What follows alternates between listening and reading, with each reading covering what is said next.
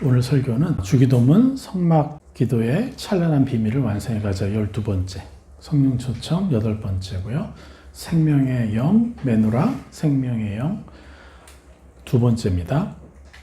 그래서 오늘 말씀 주제는 생명의 영을 받은 자녀의 정체성과 또 나타나는 증거들, 또 부제라고 해야 될까요? 생명의 영을 누리는 자녀의 인생은 얼마나 찬란할까? 이 주제로 말씀을 선포하도록 하겠습니다. 로마서 7장 24절부터 오늘은 8장 5절까지 같이 읽겠습니다. 오라 공고한 사람이로다. 이 사망의 몸에서 누가 나를 건져내랴. 우리 주 예수 그리스도로 말미암아 하나님께 감사하리로다. 그런즉 내 자신이 마음으로는 하나님의 법을 육신으로는 죄의 법을 섬기노라. 그러므로 이제 그리스도 예수 안에 있는 자에게는 결코 정죄함이 없나니 이는 그리스도 예수 안에 있는 생명의 성령의 법이 죄와 사망의 법에서 너를 해방하였음이라. 할렐루야. 아멘.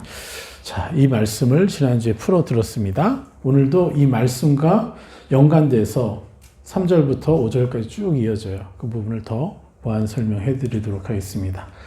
자, 3절부터 5절까지 읽겠습니다. 율법이 육신으로 말미암아 연약하여 할 수 없는 그것을 하나님은 하시나니 곧 죄로 말미암아 자기 아들을 죄 있는 육신의 모양으로 보내어 육신의 죄를 정하사 육신을 따르지 않고 그 영을 따라 행하는 우리에게 율법의 요구가 이루어지게 하려 하심이니라. 육신을 따르는 자는 육신의 일을, 영을 따르는 자는 영의 일을 생각하나니 육신의 생각은 사망이요 영의 생각은 생명과 평안이니라. 아멘. 네. 우리가 뭘 하고 있죠 지금? 생명의 영에 대해서 배우고 있습니다. 오늘도 영화를 한 편 준비했습니다.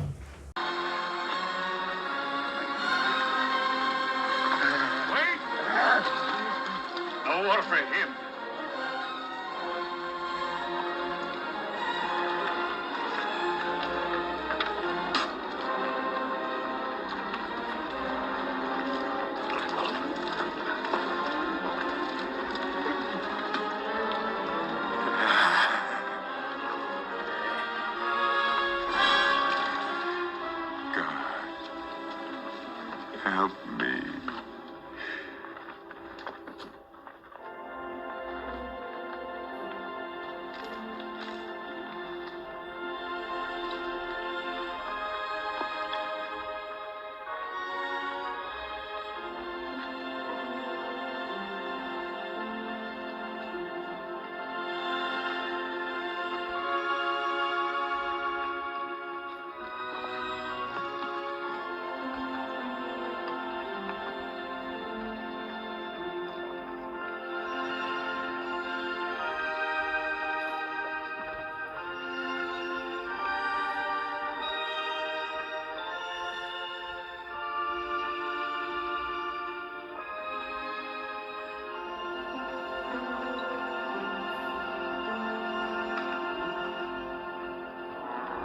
I said no water for him.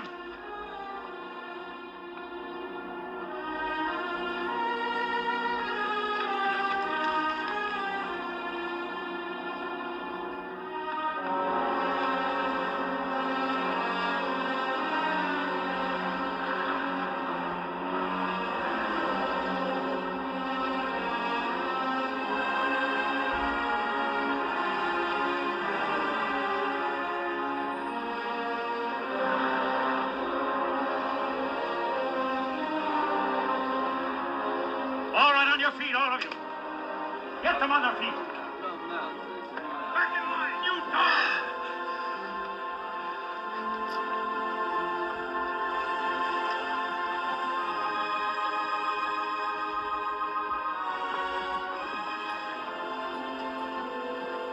On your feet.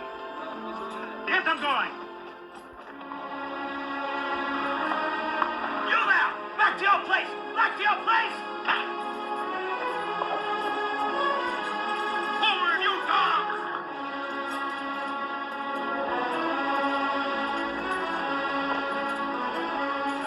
저 간수장은 로마 지배자로 이스라엘에 왔죠. 그래서 이스라엘 백성을 죽여도 상관없을 만큼의 권세가 있어요. 그런데 예수의 얼굴을 보면서 그가 자신의 죄악을 보는 거죠. 자, 그럴 때 예수님의 표정은 어떠셨을까요? 예수님이 저 간수장을 바라보시는 표정이 어땠을까요?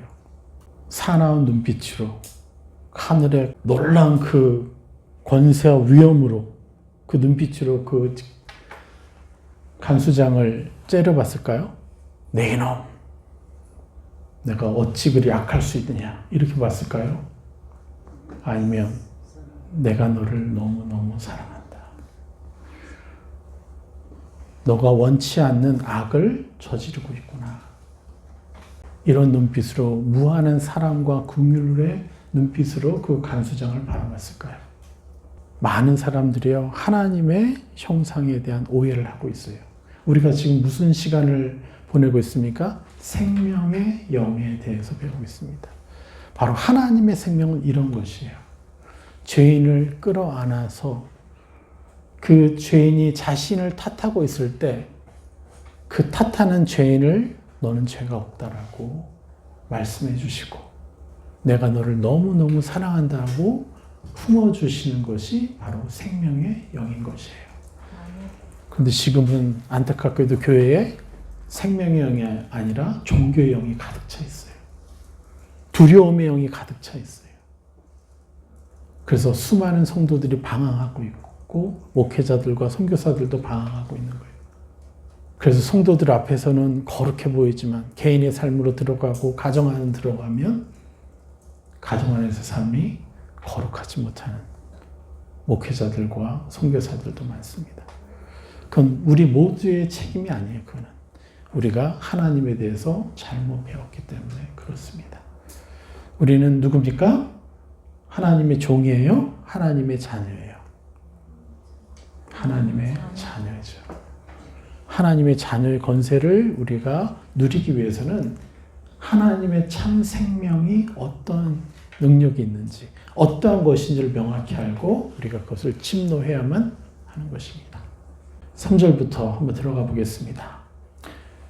3절 뭐라고 합니까? 율법이 육신으로 말미암아 연약하여 할 수 없는 그것을 하나님은 하시나니. 왜 사람들이 하나님의 형상에 대해서 오해를 할까요? 두렵고 무섭고 나를 심판하시는 하나님이라고 왜 오해를 하고 있을까요?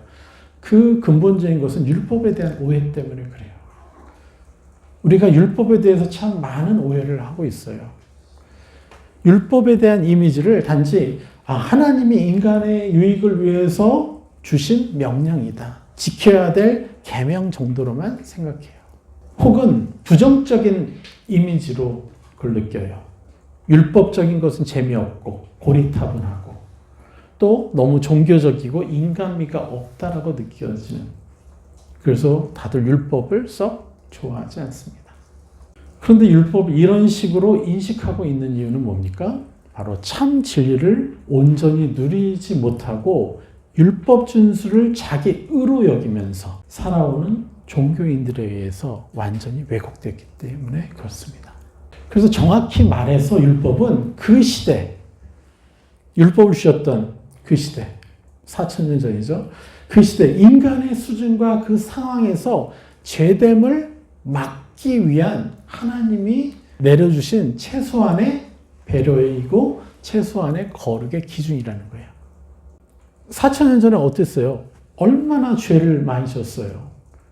룻의 집에 소돔에서 많은 사람들이 와가지고 내가 그 사람들과 성적인 관계를 맺어야겠다 하고 그 집에 쳐들으려고 그래요. 그러니까 아버지가 누구를 내줘요? 자기 딸을 내줘 그래요.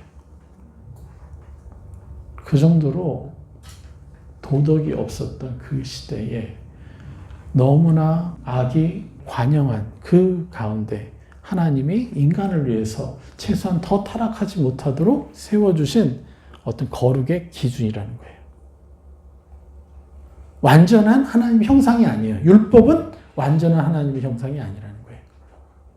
그냥 그림자 수준으로 우리한테 그렇게 무겁지 않지만 이 정도는 살아야 되지 않겠니라고 보여주면서 그걸 보다 보면 내가 죄를 10개 질 것도 한 2-3개밖에 안 짓고 이럴 수 있기 때문에 하나님 주신 거예요. 그리고 하나님은요, 율법을 주신 목적이 100% 율법을 지켜내라. 그게 하나님의 목적이 아니었어요. 여러분, 이것을 아셔야 돼요.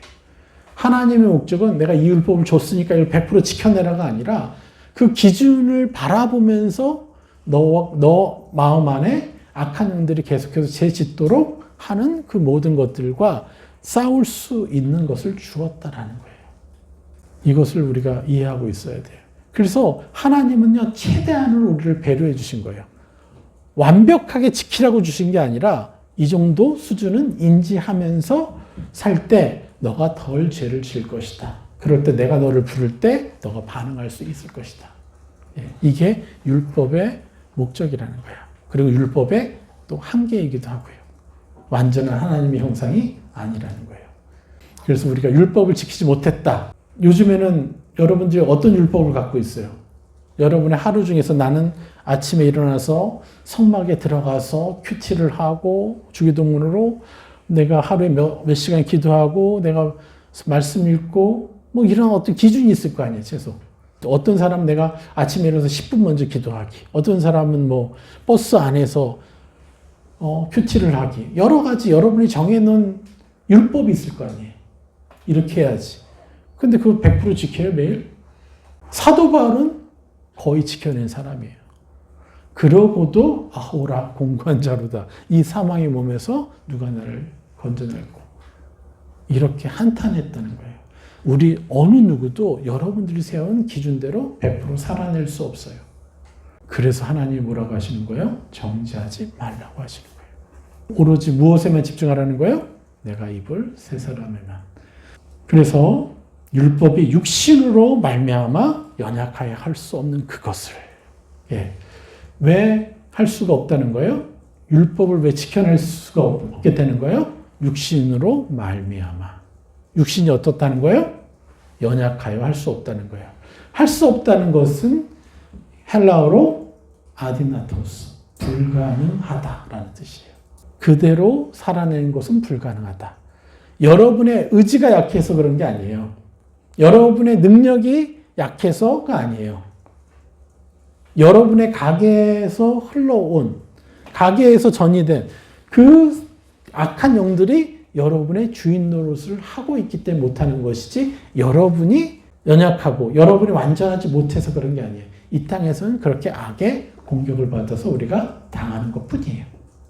근데 여러분이 육신의 장막을 벗고 하늘나라로 올라가면 어떻게 돼요? 이제 그런 내가 지켜내고자 하는데 유혹이 돼서 못 지켜내게 하는 공격이 있겠어요? 없겠어요? 사라지죠. 그때는 완벽하게 지켜낼 수 있어요. 이 땅이니까 우리가 못 지켜내는 거예요. 그러니까 여러분 탓하지 마십시오. 여러분 부모님 탓도 하지 마십시오. 할렐루야.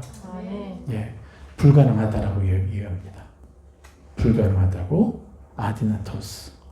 할 수 없는 그것을 그러니까 죄에서 속박된 육신 때문에 우리가 연약한 상태이기 때문에 율법을 지키는 것이 불가능한 그것을 하나님은 하시나니 이렇게 말씀하시는 거예요. 율법이 할 수 없는 이유가 또 있습니다. 그게 뭐냐? 아까 뭐라 그랬죠? 율법은 하나님의 형상입니까? 아닙니까? 하나님의 형상의 아주 옅은 그림자일 뿐이에요. 하나님이 아니라는 거예요. 율법은. 그래서 율법은요, 우리를 도울 수가 없어요. 그냥 내가 지켜낼수록 덜 죄를 짓고 있구나라는 자기 만족에 빠질 수는 있지만, 적당한 거룩은 만들어낼 수 있지만 완전하게 우리를 승리자로 만들 수 없다는 겁니다. 하나님이 아니라고 말씀드렸습니다. 즉 하나님의 본체, 하나님의 완전한 형상이 아니라는 거예요. 율법은 그저 죄에 지배당하는 인간의 상황에 맞춰주시려는 배려를 통해서 주신 도구라는 거죠. 흐릿한 그림자라고 말씀드렸습니다. 창세기 1장 26절. 하나님이 이르시되 우리의 형상을 따라 우리의 모양대로 우리가 사람을 만들고 그들로 바다의 물고기와 하늘의 새와 가축과 온 땅과 땅에 기는 모든 것을 다스리게 하자 하시고. 자, 뭐라고 하십니까? 하나님이 이르시되 우리의 형상을 따라. 자, 하나님의 형상대로 누가 만들어졌어요? 인간이 만들어진 거예요. 같은 형상은요, 인카운터가 가능해요. 인카운터가 뭐예요? 만남. 같은 형상이 아니면 인카운터가 불가능한 거예요. 여러분이 아무리 강아지를 사랑하고 고양이를 사랑해도요, 여러분, 형상이 같지가 않아요. 그래서 실제로 온전한 교제가 불가능한 거예요. 그런데 놀랍게도 하나님은 자신들의 형상으로 우리를 만들었기 때문에 우리는 하나님과 완전한 교제를 할 수가 있는 거예요. 근데 워낙 죄가 심하니까 율법으로 어떻게 도와주고 계시지만 하나님과 완전한 만남이 불가능하기 때문에 우리는 계속해서 당할 수밖에 없게 되는 거예요. 그래서 율법이 육신의 연약함 때문에 할 수 없는 그것을 하나님은 하실 수 있다고 하는 거예요. 그럼 이건 뭐예요? 인카운터를 하는 하나님. 하나님과 우리가 완전한 만남을 행할 때 우리의 연약함과 상관없이 우리는 완전하게 이겨낼 수 있다는 거예요. 율법이 요구하는 것 그 이상으로까지 행할 수 있게 되는 거예요. 할렐루야. 예, 지금 이 말씀을 하고 있는 거예요. 지금 로마서가. 인카운터, 만남이 가능해진 거죠. 하나님은요, 우리와 만나기를 원하시는 거예요. 친밀한 교제를 하길 원하시는 거예요. 24시간 내내. 제가 이번 주에 저랑 셀하는 분들한테 핸드폰 딱 만지면 잠금 화면에 제 안에 내주하시는 보혜사 성령님 너무도 감사합니다. 저로 하여금 당신을 예수님처럼 존귀히 대우해드리는 자녀가 되게 해주셔서 감사합니다. 이렇게 핸드폰을 딱 틀면 바로 이게 떠서 어쩔 수 없이 내가 성령님을 찾고 구하는 기도를 하게 됐어요. 몇 번이나 하셨어요? 이거 안 하고도 한 자매님이 하루에 30번을 발을 정결 써가면서 불러봤다 그러더라고요. 그런데 막상 30번을 적으면서 불러보니까 내가 얼마나 하루에 하나님을 부르지 않고 하나님과 만나지 않고 하루를 살아가는가를 이제 더 깊이 알게 된 거예요. 그 열매로 우리가 핸드폰을 열 때마다 내 안에 계신 보혜사 성령님을 부를 수 있게 됐죠. 여러분 하루에 핸드폰 몇 번이나 여십니까? 그것도 한번 세보세요. 그런 장치 없나? 내가 몇 번 열었는지 몇 시간 쓴 건 나오는데 그러니까 우리의 신은 얘가 됐어요. 네? 우리의 생각, 감정, 의지를 아주 조정하는 존재가 돼버렸어요. 또 다른 우상이 생긴 거예요, 사실은. 이 미디어라는 것이. 그러나 본질은 내 마음에 있는 악이에요. 악이 계속해서 핸드폰을 보게 하는 거죠. 자, 2000년 전에 한 랍비가 이런 고백을 했어요. 오늘 너무너무 바빠서 하늘을 한 번도 쳐다보질 못했구나, 한탄하는. 제가 예루살렘 몇 번 가봤거든요. 거기는요, 계속 산이기 때문에 높아서 항상 하늘이 보여요, 그냥. 그때 건물이 얼마나 있었겠어요. 여유가 없다는 거죠. 사단은 계속 이것 근심하고, 저거 근심하게 하고, 이거 걱정하게 하고, 저거 분노하게 하고, 누구 미워하게 하느라고 내 마음속에 그냥 어둠에 집중하게 하는. 본질은 어둠이 나의 마음을 장악하고 있기 때문에 그런 것입니다. 핸드폰을 보게 하는 것도 어둠인 것이죠. 그래서 우리는 핸드폰을 열 때마다 맞서 싸우는 거예요. 보혜사 성령님을 더 초청하고 보혜사 성령 때문에 더 감사하고 이러면요, 여러분의 빼앗긴 시간들을 조금씩 더 되찾아올 수 있습니다. 열심히 해봅시다. 예, 제가 문장이 완전하지 않아서 조금 더 문장을 만든 다음에 우리 주영상 방에다가 올려드리겠습니다.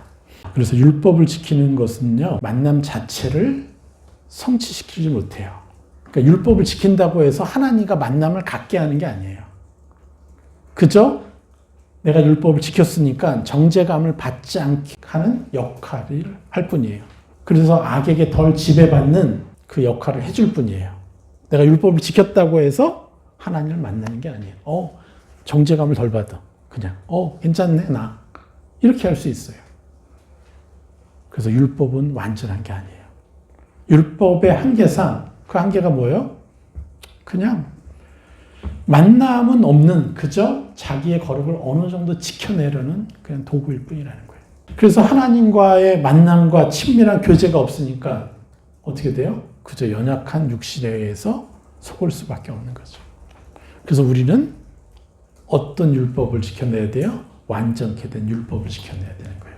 예수님을 만나서. 그리고 가장 중요한 것은 하나님을 만나는 것입니다. 자, 이것과 연관돼서 사람들이 가끔 제게 이런 질문을 한 적이 있어요. 내 삶의 여정을 다 적어놓은 지도를 주셔서 내가 그 지도를 펴고 매일마다 그 지도를 보면서 그 길로 따라가면 안 됩니까? 그러면 제가 좀 더 완벽한 삶을 살 수 있지 않을까요? 그래서 하나님 제게 보여주십시오. 그 지도를. 근데 안 주신다는 거죠. 물어봐도 대답도 없으시고. 이게 누구나의 사실은 고민이에요. 그러면 여러분들 하나님이 여러분의 여정 몇십 년 살 것까지 딱 매 순간 이럴 때 이거 하고 저럴 때 저거 하고 몇 월 며칠에 몇 년 몇 월 며칠에 이거 하고 동으로 가고 서로 가고 오늘은 서쪽으로 가라. 서쪽에 가서 누구를 만나고 이런 여정들을 다 주신다면 어떤 결과가 이루어질까요? 율법에 사로잡히는 존재가 돼요. 왜냐? 그런 인생의 지도를 가지게 되면요. 더 이상 하나님을 찾을 필요를 못 느끼게 되는 거예요. 그래서 하나님을 부르지도 않아요. 우리가 왜 하나님을 찾고 부릅니까? 하나님의 도움을 받고 싶어서 그러잖아요. 근데 그럴 필요가 없어지는 거예요. 여기에 다 있으니까. 근데 하나님 우리를 왜 창조하셨어요?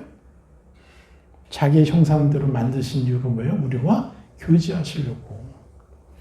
여러분, 교회라는 건물에 가는 게 중요한 게 아니에요. 교회라는 건물이 중요한 게 아니라 하나님과 내가 인격적으로 만나는 것이 중요한 거예요. 건물이 교회가 될 수가 없어요. 하나님은 우리와 친밀히 교제하고 싶으신 거예요. 그러니까 교제하지 않게 되는 거죠. 그럼 교제하지 않게 되면 어떻게 돼요? 그냥 악에게 영향력을 또 받기 시작하는 거예요. 여러분, 가장 성공적인 삶은 무엇인지 아십니까? 여러분, 사망의 뜻이 뭐라 그랬죠? 다나토스. 하나님과의 관계 바깥의 상태 존재라고 하지 않았습니까? 가장 성공적인 삶은요, 하나님의 생명력을 더 취하는 거예요. 하나님의 생명은 뭐예요? 사망의 반대가 생명이잖아요. 하나님과 관계 안에 거하는 거예요. 그래서 하나님의 생명을 취하는 것이 가장 성공적인 삶이에요.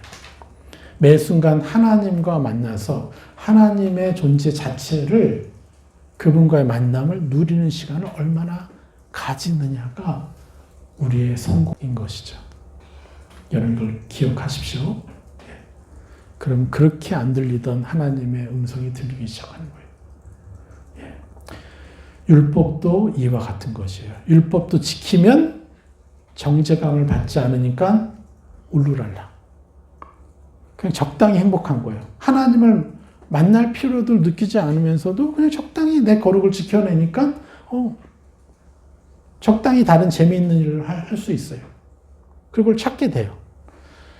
그래서 어느 정도 거룩을 지키는 사람들이요, 쉽게 당하는 게 있어요. 특별히 좋은 부모님 만나서 좋은 성품과 좋은 또 습관들을 가진 사람들, 그런 사람들이 가지고 있는 한계, 저주가 있어요. 그게 뭔지 아세요?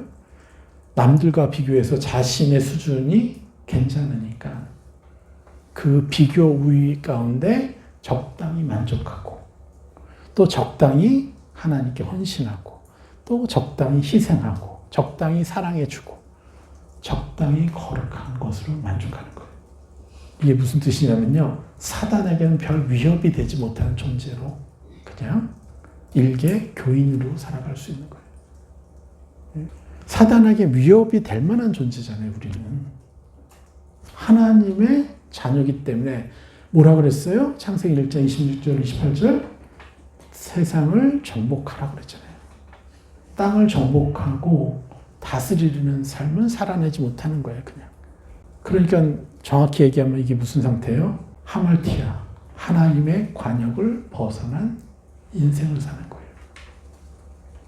우리는 왕같은 제사장으로 태어났는데, 이 땅에 보내졌는데, 그러니까 이게 뭐예요? 하나님 앞에 죄가 되는 거예요. 그래서 하나님의 자녀로 살아가기보다는 율법을 적당히 지켜내는, 그죠? 하나님의 자녀가 아니라 하나님의 종 정도로 사는 인생이 되는 거예요. 너무 억울하지 않겠어요? 여러분들 하늘나라 올라가면 그 실체가 다 드러날 텐데, 하나님의 자녀였어야 되는데, 원래 자녀로 태어났는데 나는 종으로 살았구나. 너무너무 억울할 거예요. 죽고 싶을 정도로 억울할 거예요. 이것이 바로 참 생명이 빠진 인생이라는 거예요. 참 생명의 영을 받아들이지 않는 적당한 종교적 인생인 것이죠. 그래서 참 생명의 영을 받아들이는 사람은 자신의 인생에 집중하지 않습니다. 아버지의 관심이 뭔지 집중하게 되어 있어요. 그래서 하나님 아버지께서 무엇에 관심을 가지고 계시는지 여쭤봐요. 그리고 나와 무엇을 함께 하기를 원하십니까? 계속 우리를 물어볼 수가 있는 거예요. 그런 것에 대해서 궁금해하는 게 당연한 거예요. 근데 종으로 사는 사람들은 관심이 없어요. 저도 종으로 살았죠. 그러면서 하나하나 저희 문제를 가지고 하나님께 가져가다 보니까 아니구나 하면서 세 사람을 자꾸 침노하다 보니까 하나님이란 존재 자체와 1대1을 만나는 관계가 된 거죠. 그래서 내 관심이 바뀌기 시작한 거예요. 우리 모두가 그렇습니다. 지금은 속고 있어요 뿐이에요. 그냥 우리는 속아서 그냥 적당히 사는 되는 줄 알고 살았던 거예요.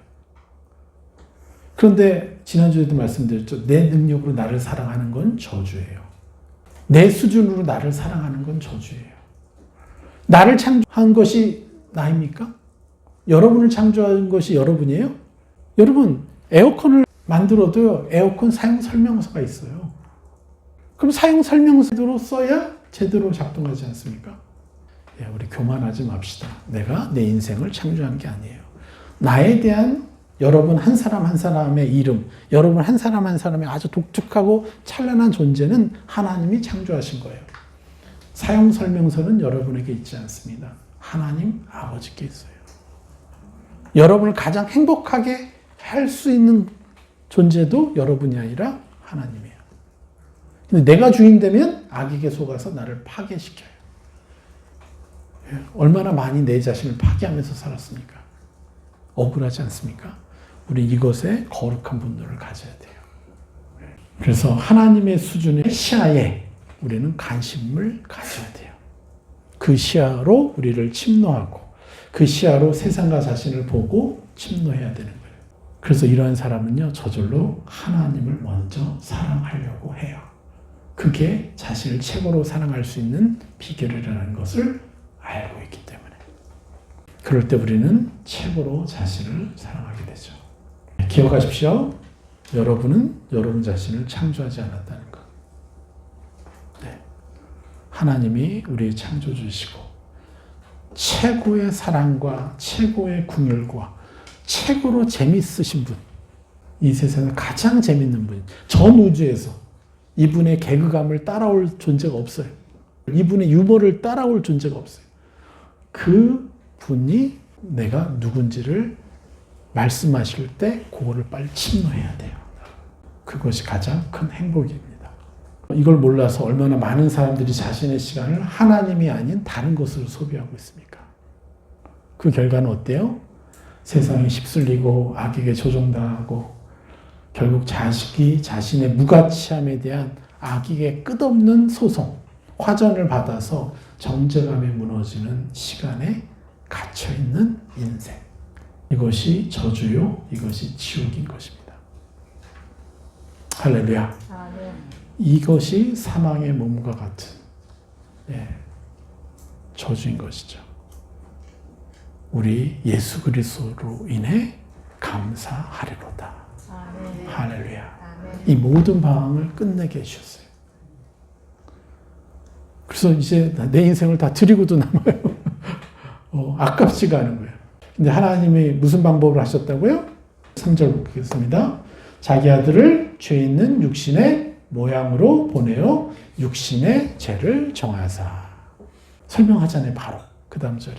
육신의 죄를 정하다라는 것은요. 선고하다, 정죄하다라는 의미예요. 그런데 누구의 육신의 그 죄를 정죄했다는 거예요? 예수님의 육신의 죄를 정죄했다라고 해요. 이게 뭡니까? 언제 예수님이 죄인으로 선고받으셨어요? 십자가에 못 박히셨을 때예요. 정확히 말하면 그가 재판장에 서서 죄인으로 이제 사형선고를 언도받았을 때, 그때 진짜 죄인이 된 거예요. 그래서 예수님이 깜짝 놀랐어요. 자기도 미처 생각해보지 못하고 한 번도 느껴보지 못했던 일을 경험하게 돼요. 자, 우리 마태복음 27장 46절에서 51절 말씀 보겠습니다. 다는 아니에요. 중간중간 뺐습니다. 시간 없어서. 자, 읽겠습니다. 제9시쯤에 예수께서 크게 소리질러 이르시되 엘리 엘리 라마 사박다니 하시니 이는 곧 나의 하나님 나의 하나님 어찌하여 나를 버리셨나이까 하는 뜻이라. 예수께서 다시 크게 소리 지르시고 영원히 떠나니라. 이에 성소 휘장이 위로부터 아래까지 찢겨져 둘이 되고 땅이 진동하며 바위가 터지고. 예수님이 너무너무 깜짝 놀라고 너무너무 고통스러웠던 게 뭐냐면 자기가 십자가에 못 박혀서 이 온 신경이 발과 손에 있잖아요. 숨 한 번 쉴 때 온 신경이 고통이 오는 거예요. 그래서 그 고통이 너무 심해서 심장이 터져서 죽으셨잖아요. 예수님이. 후대 과학자들이 이걸 심장이 터져서 죽은 것이다라고 밝혀냈어요. 왜? 물과 피가 따로 나왔기 때문에. 그 고통인데 그 고통보다 더 심했던 게 뭐냐? 엘리 엘리 라마 사박다니. 여태까지 한 번도 성령이가 떨어져 있으신 적이 없었던 예수님이 성령이 떠나가 버리니까 와, 이거는 어떻게 상상할 수 없는 고통이 되는 거예요. 이게. 그래서 마지막 절규가 나의 하나님 어찌하여 나를 버리셨나이까. 여러분 이 고통을 좀 느끼겠어요? 어렵죠. 원래부터 성령님 못 느끼고 살았으니까. 그죠? 우리는 늘 성령님과 떨어져 있었잖아요. 그래서 살만하네. 성령님과 떨어져. 근데 성령님과 함께 있었던 그 찬란함을 누렸던 하나님에게는요. 십자가에 못 박혔던 육신의 고통과 아픔보다도 더 큰 고통이었어요. 예수님이 어떠셨어요? 십자가에 못 박히셨을 때도 그 로마 군인이 포도주를 입에 주려고 할 때 안 받으셨어요.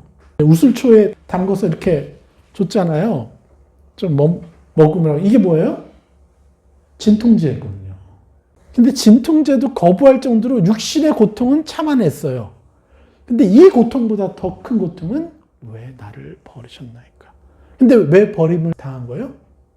죄인으로 선고되니까 성령님이 더 이상 합법적으로 그 안에 머물 수가 없게 되니까 떠나가신 거죠. 모든 인류의 죄를 자기가 다 받아내서 자기는 완전한 죄인이 된 거예요. 그래서 뭐라 그래요? 자기 아들을 죄 있는 육신의 모양으로 보내어 육신의 죄를 정하사, 정죄한 거예요. 예수, 완전한 죄인. 그때 성령님은 떠나가 버리신 거예요. 여러분, 이 고통을 우리가 알아야 돼요. 그래서 그것을 알려면 우리가 더 많이 성령님과 함께 했던 시간을 추억하고 계속 성령님을 구하다 보면 내가 성령과 함께 하지 않을 때 고통이라는 것, 지옥이라는 것을 여러분 알 수가 있습니다. 그래서 성령님과 하나 되어 산다는 게 얼마나 놀라운 일인지를 여러분 상상해 보십시오. 예수님의 그 고통에 대한 그 표현, 절규를 통해서. 자, 4절 뭐라고 합니까? 육신을 따르지 않고 그 영을 따라 행하는 우리에게 율법의 요구가 이루어지게 하려 하심이라. 자, 3절 4절 같이 읽어볼까요? 자기 아들을 죄 있는 육신의 모양으로 보내어 육신의 죄를 정하사 육신을 따르지 않고 그 영을 따라 행하는 우리에게 율법의 요구가 이루어지게 하려 하심이라. 여기서 말하는 율법의 요구는요, 구약의 율법일까요? 완전케 된 율법일까요? 완전케 된 율법이에요. 예수님이 말씀하신 차원에. 자, 그 뭐예요? 지킬 뿐만 아니라 더 높은 율법을 우리가 행할 수 있는 사람이 되는 거예요. 세상이 말하는 법 없이도 살 사람을 넘어서서 어둠의 지옥과 같은 관계 속에 그 사람이 들어가면요, 지옥과 같은 관계를 유발시키는 어둠을 몰아내는 사람이 될 수 있다는 거예요. 여러분들이 어딜 가건 피스메이커가 되는 것이고 어둠을 몰아내는 사람이 될 수 있다는 거예요. 그래서 육신을 따르지 않는다. 이 뜻은 뭐냐면요, 육신의 생각, 감정, 의지를 자신의 생각, 감정, 의지로 인정하고 동의해주지 않는 마음의 행위예요. 내 마음에 악한 영이 옛사람의 생각, 감정, 의지로 죄된 부정적인 그런 생각, 감정, 의지로 내게 말을 걸고 내게 그러한 것들을 줄 때, 화전을 쏠 때 너 나 아니야 라고 거절하는 것. 이게 바로 육신을 따르지 않는 것이죠. 영을 따라 행하는 것이 뭐예요? 그것은 성령이 가지고 계신 하나님의 찬란한 형상, 세 사람의 생각, 감정, 의지를 내 자신이라고 인정하는 거죠. 그리고 그것이 바로 본질적인 행위라고 말씀드렸습니다. 그래서 육신을 따르지 않고 영을 따라 행한다? 회개인 것이죠. 옛사람을 거절하고 새 사람을 입는 것. 이것이 바로 또 자기 십자가이기도 한 것이고, 그래서 1절에서부터 4절의 말씀을 실현시키는 비결이 뭡니까? 바로 자신의 육신의 연약함에 속지 말고 정죄감을 허용하지 말아라. 자신은 예수님의 보혈로 인해서 자신의 과거, 현재, 미래의 모든 죄가 씻김을 받았음을 선포하고 의로운 존재가 되었음을 선포해 주는 것이에요. 그 때문에 죄짓고 있거나 정죄감이 몰려오는 상황에서도 자신의 의로운 신분을 누리는 거예요. 그래서 성령님께 들어가 버리는 거예요. 내가 죄짓고 있는 그 순간에 여러분 자신을 부끄러워하거나 창피하지 말고 바로 할렐루야, 여러분의 죄가 떠오르기만 하면 할렐루야 하고 성령님께 들어가 그 품에 안겨버리는 거예요. 그래서 그분의 품에서 내가 입을 새 사람이 무엇인지만 집중해서 입는 것이죠. 5절, 6절 말씀이 이 얘기를 하는 겁니다. 같이 읽어볼까요? 육신을 따르는 자는 육신의 일을, 영을 따르는 자는 영의 일을 생각하나니 육신의 생각은 사망이요 영의 생각은 생명과 평안이니라. 어떨 때요? 여러분이 죄를 짓고 싶을 때 죄를 짓고 있는 그 순간에 여러분은요 사망을 쫓는 게 아니라 영을 쫓아서 생명과 평안을 누리면 되는 것이에요. 거짓 양심, 악한 양심과 싸우십시오. 이거는 우리가 계속해서 얘기해왔던 것입니다. 이렇게 되면 우리가 어떤 삶을 살게 되냐? 이것이 예수님 오시기 500년 전에 이사야 선지자를 통해서 하나님이 그 그림을 그려주셨어요. 한번 볼까요? 이사야서 61장. 자, 여러분이 누리게 될 인생입니다. 주 여호와의 영이, 여기서 4개는 빼십시오. 원래 원문에는요, 히브리 원문에는 4개라는 단어가 없어요. 가로치고는 빼고 읽으십시오. 주 여호와의 영이 내리셨으니 이는 여호와께서 기름을 부으사 가난한 자에게 아름다운 소식을 전하려 하심이라. 보내사 마음이 상한 자를 고치며 포로된 자에게 자유를, 갇힌 자에게 노임을 선포하며 여호와의 은혜의 해와 우리 하나님이 보복의 날을 선포하여 모든 슬픔을 위로하되 무릇 시온에서 슬퍼하는 자에게 화관을 주어 그 죄를 대신하며 기쁨의 기름으로 그 슬픔을 대신하며 찬송의 옷으로 그 근심을 대신하시고 그들의 의의 나무 곧 여호와께서 심으신 그 영광을 나타낼 자라 일컬음을 받게 하려 하심이라. 그들은 오래 황폐하였던 곳을 다시 쌓을 것이며 옛부터 무너진 곳을 다시 일으킬 것이며 황폐한 성읍 곧 대대로 무너져 있던 것들을 중수할 것이며. 할렐루야. 여러분의 가정 안에 있었던 무수한 깨어지지 않을 것 같은 내 아버지의 악함, 내 어머니의 악함, 나의 악함 다 오래 황폐되었던 것을 다시 무너뜨리고 다시 세울 것인 거예요. 이게 믿는 자의 증거예요. 예? 그래서 여러분 그저 누리십시오. 예? 여러분의 연약함에 집중하지 말고 내가 하나님께서 내게 주시고자 하는 것이 무엇인지, 내가 누릴 것이 무엇인지를 여러분 그것에만 집중하시고 내 것이라고 잡고 침노하셔야, 입으셔야 되는 것이에요. 예. 요거는 기회 되면 더 구체적으로 제가 설명해 드리도록 하겠습니다. 그래서 여러분 생명의 영을 초청하셔야 돼요. 계속 누리셔야 돼요. 요한복음 8장 12절 말씀 보겠습니다. 하나님의 생명의 영을 받은 사람들에게 약속된 것들이에요. 그래요? 예수께서 또 말씀하여 이르시되 나는 세상의 빛이니 나를 따르는 자는 어둠에 다니지 아니하고 생명의 빛을 얻으리라. 할렐루야. 이게 우리가 살아갈 인생인 것이에요. 그래서 생명의 영을 우리는 계속해서 하나님 내게 충만히 부어주십시오.